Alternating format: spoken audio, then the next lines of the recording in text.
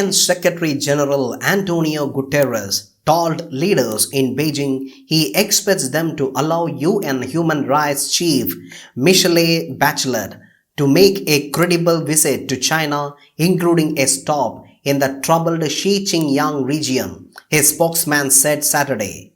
Guterres met with Chinese President Xi Jinping and Foreign Minister Yang Yi on the sidelines of the Winter Olympics, according to a readout of their talks. The UN chief expressed his expectation that the contacts between the Office of the High Commissioner for Human Rights and the Chinese authorities will allow for a credible visit of the High Commissioner to China, including Xinjiang, it said. A readout of the meeting from Chinese state news agency made no mention of the rights issue.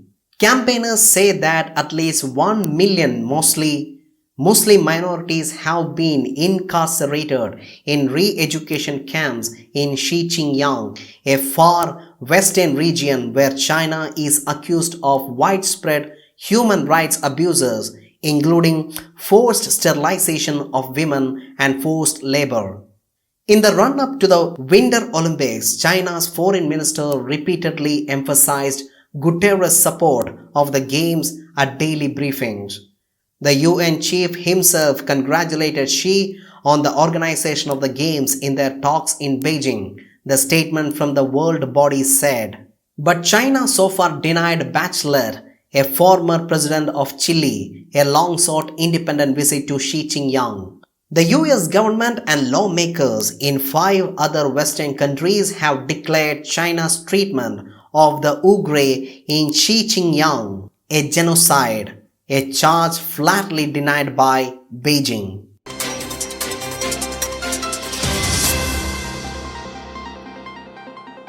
UK's Indian origin Chancellor Rishi Sunak has said that the raging controversy over Downing Street parties has damaged public trust in the government, but insisted that Prime Minister Boris Johnson, who is facing the growing calls for his resignation, has his full support.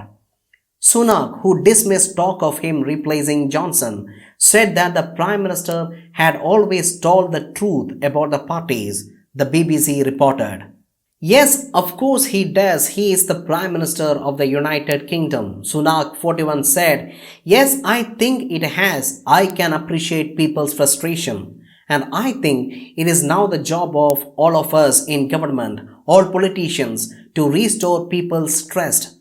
Sunak said this week when asked whether parties held in violation of COVID-19 lockdown rules had damaged the public's confidence in the government. His comments come after Johnson's 5 aides, including long-standing policy chief Munira Mirza, Chief of State, Principal Private Secretary and Communication Director, all resigned from their posts within hours of each other. On Thursday, after a damning investigation revealed that multiple parties took place at Downing Street while the rest of the United Kingdom was living under strict COVID-19 lockdown rules. Sunak, who lives next door to Prime Minister in Downing Street, is also reported to have attended a surprise birthday party for Johnson in Number 10's cabinet room in June 2020. When asked whether he had been aware of multiple gatherings during lockdown, Sunak said, People seem to think that I am spending all my time there staring out of this window behind me, but I spend half my time in treasury as well as working here. As an embattled Johnson faces intense pressure to step down from the opposition and conservative MPs, some Tory MPs believe that Sunak, as one of the most powerful figures in the government, is the front runner to replace Johnson.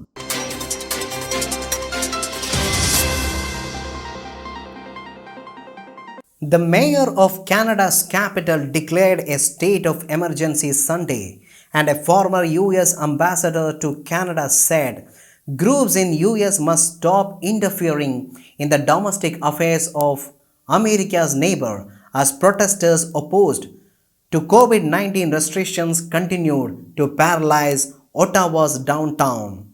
Mayor Jim Watson said the declaration highlights need the support from other jurisdictions and levels of government.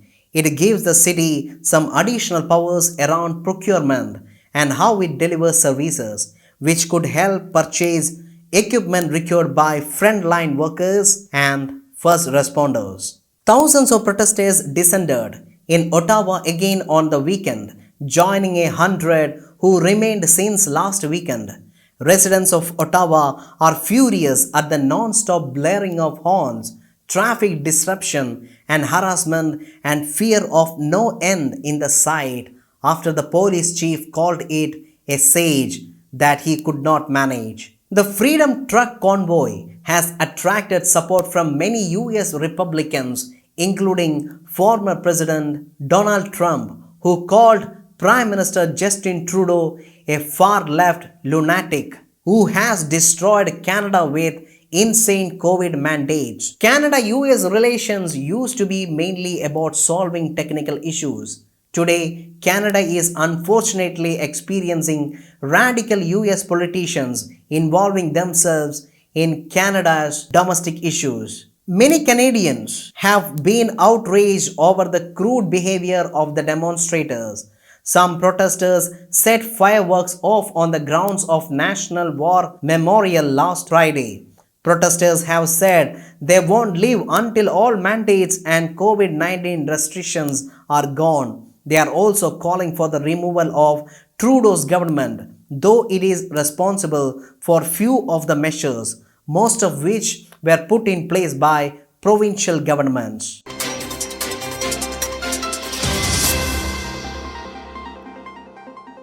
As United Kingdom marked the 70th anniversary of Queen Elizabeth II's rule on Sunday, the Queen looked to the future of the monarchy.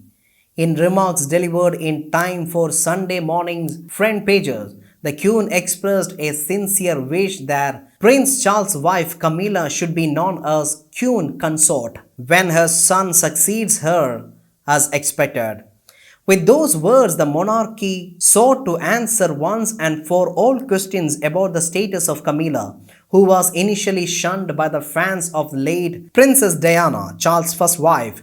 The Queen is such a realist, and you know she is got a business to run, historian Robert Lace said. Well, they call it the firm, don't they? And this really brings Camilla into the firm properly now and for the future.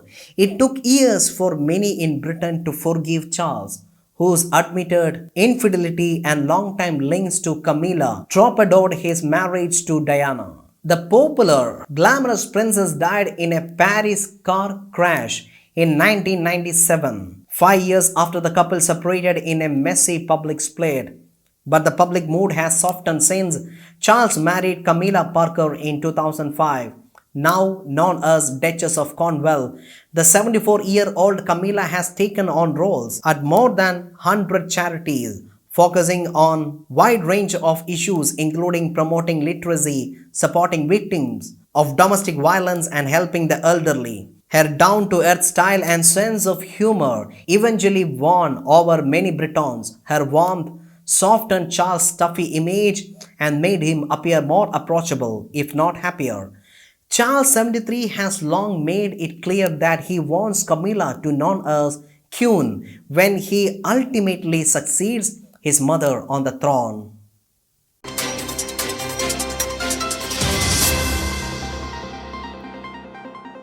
India win Under 19 Cricket World Cup. The triumphant Indian Under 19 squad will be felicitated by the Board of Control for Cricket in India in Ahmedabad upon its arrival in India.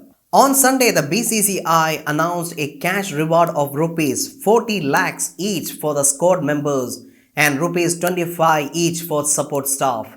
India led by Yash Dul defeated England by 4 wickets in the final on Sunday at the Sir Vivian Richards Stadium in Antigua to win a record-extending fifth trophy. Led by Raj Bawa's historic 5-wicket haul and Ravi Kumar's 4-wicket burst, India outclassed England in the big final. Following their famous win over England on Saturday, the Indian contingent called on the Indian High Commissioner to Guyana. With little time to celebrate the success in the Caribbean, the squad will take the long back flight home on Sunday evening with connecting flights from Amsterdam and Bangalore before eventually landing in Ahmedabad. The senior Indian team is also currently in Ahmedabad playing 3 ODIs against the West Indies.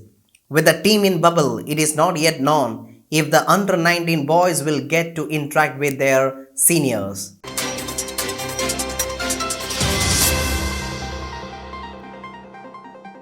Dumping plastic in waterways is criminal and must end if humanity wants to save the planet for future generations. Pope Francis said in a television interview on Sunday. In the hour-long interview on state broadcaster Channel 3, Francis also reiterated some of the key themes of his papacy, condemning excessive spending on armaments, defending the rights of immigrants, and condemning ideological rigidity by conservatives in the church. Francis, who has made defending the environment a cornerstone of his pontificate, recounted how Italian fishermen came to him one year and told him they found many tons of plastic in the Adriatic Sea. The next time he saw them, they said they found twice as much and took it upon themselves to help clean some of it up.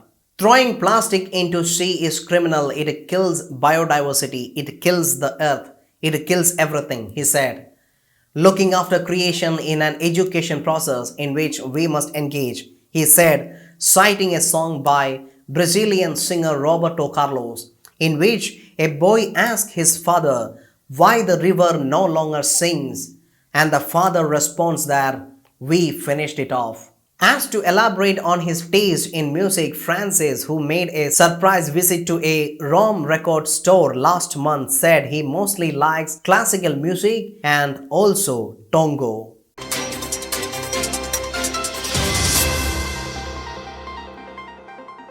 Researchers in Nepal on Tuesday warned that highest glacier on the top of Mount Everest could disappear by the middle of this century as the 2,000-year-old ice cap on the world's tallest mountain is thinning at an alarming rate. The International Center for Integrated Mountain Development, ICIMOD, here said that Everest has been losing ice significantly since the late 1990s. Citing a latest research report issued, the Everest expedition, the single most comprehensive scientific expedition to Everest, conducted trailblazing research on glaciers and alpine environment, the ICIMOD said. A recent article published in the Nature Portfolio Journal reported that the ice on Everest has been thinning at an alarming rate.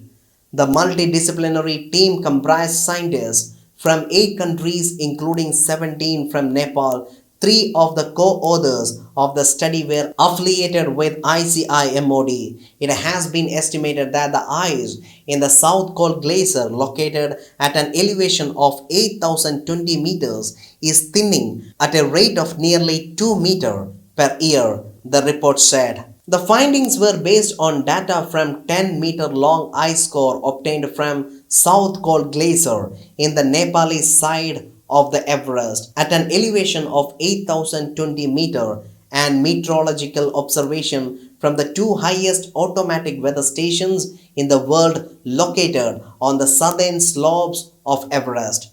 The researchers, on the basis of radiocarbon dating estimated the age of ice in the glacier to be 2000 year old.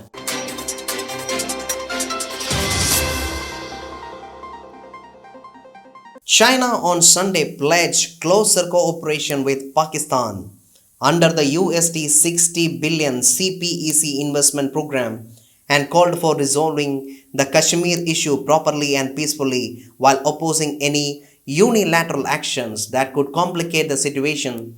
As Prime Minister Imran Khan held talks with the top Chinese leadership including President Xi Jinping, Khan called on President Xi on the last day of his 4-day visit to China to discuss a host of issues including the slow pace of the China-Pakistan Economic Corridor (CPEC) and increasing concerns of Beijing over recurring attacks on the Chinese personnel working in its various projects in Pakistan. In his meeting with Khan, Xi said, China firmly supports Pakistan in safeguarding national independence, sovereignty, dignity, and fighting terrorism.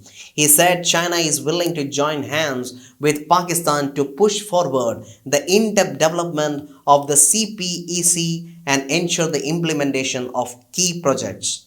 Both sides reiterated that a peaceful and prosperous South Asia is the common interest of all the parties and said a joint statement issued at the end of Khan's visit to China to attend the opening ceremony of the Beijing Winter Olympics. They emphasized the importance of pursuit of dialogue and resolution of all outstanding disputes to promote regional cooperation and advance the goal of lasting peace, stability, and shared prosperity in the region, it said. Pakistan's side briefed the Chinese side on the latest developments on the situation in Jammu and Kashmir, including its concerns, position, and pressing issues at the moment. Chinese side reiterated that Kashmir issue was a dispute left from history and should be properly and peacefully resolved based on the UN Charter, relevant Security Council resolutions, and bilateral agreements. China opposes any unilateral actions that complicate the situation, it said. In the past, India strongly rejected references made to Jammu and Kashmir in a previous joint statement by Pakistan and China and asserted that the Union territory as well as Ladakh have been and will remain its integral and inalienable part.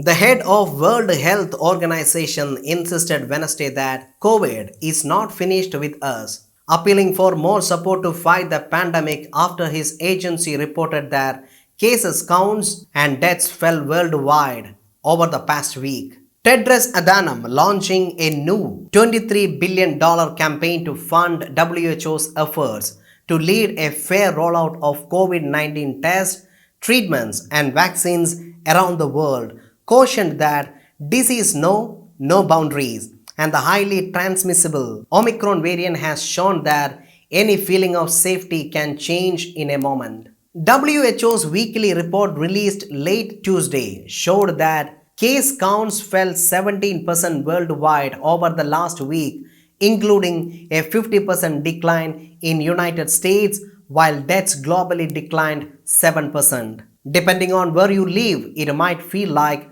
COVID-19 pandemic is almost over, or it might feel like it is at its worst, Tedros said, but wherever you live, COVID is not finished with us. We know this virus will continue to evolve, but we are not defenseless. He added, we have tools to prevent this disease, test for it, and to treat it.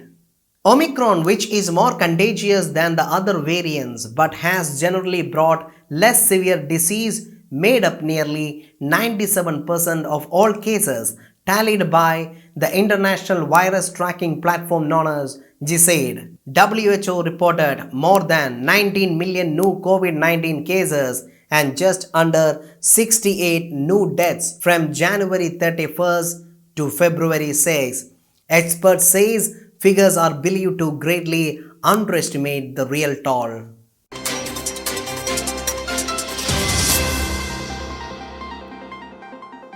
Meta submitted a report to Securities and Exchange Commission saying it will be forced to shut down its Facebook and Instagram services in Europe due to new user data rules approved by the European Commission. Following this, top EU officials showed their full support by saying that life is fantastic without Facebook and that people would live very well without it. Facebook parent company Meta recently expressed concerns over the new EU privacy laws, which requires all the companies to process user data on local servers within Europe. Meta has an issue with this as the user data of Facebook and Instagram is processed on both US and Europe servers. The company asserted in its report that it will not be able to comply with the new law as user data transfer across continents is vital for its overall business and advertisement targeting. The company warned that if a new transatlantic data transfer framework is not adopted, then it will be forced to suspend services in Europe. Today, two EU officials, a German economy minister and a French finance minister, commented on Meta's annual report and its warning that Facebook and Instagram might shut down in Europe. While EU officials have made it pretty clear that Meta will have to abide by the new EU regulations or the company can suspend its services in Europe, it remains to be seen how Facebook's parent company will react to it and what will happen next. Ministers are likely aware of the fact that Meta won't risk shutting down its popular social media services and it would be a big loss for the company itself. A report from AFP claims that Meta has already issued a statement which explicitly mentions that company has no plans to quit Europe over the new privacy law.